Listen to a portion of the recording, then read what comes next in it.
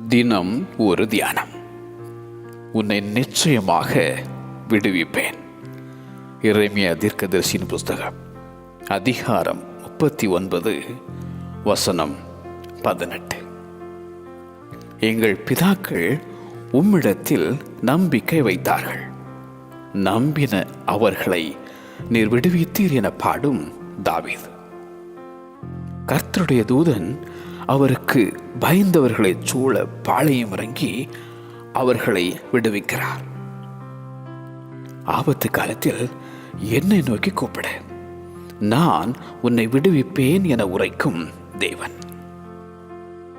இக்கட்டுகளிலிருந்து நம்மை விடுவித்து ரட்சிக்கும் இரட்சகர் அவர். எரிகிற அக்கினி சூளைக்கு சாத்ராக், மேஷாக், ஆபேத்நேகோவை விடுவித்த ஆண்டவர்.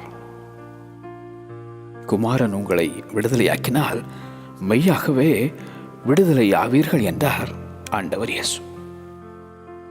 கர்த்தருடைய ஆவி எங்கேயோ அங்கே விடுதலையும் உண்டு என எழுதும் அப்போஸ்தலனாகிய பவுல். பாவத்திலிருந்தும் சாபத்திலிருந்தும் வியாதியிலிருந்தும் கர்த்தர் உன்னை விடுவிப்பார். உன்னை நிச்சயமாக விடுவிப்பேன். உன்னை நிச்சயமாக விடுவிப்பேன். ஆமென்.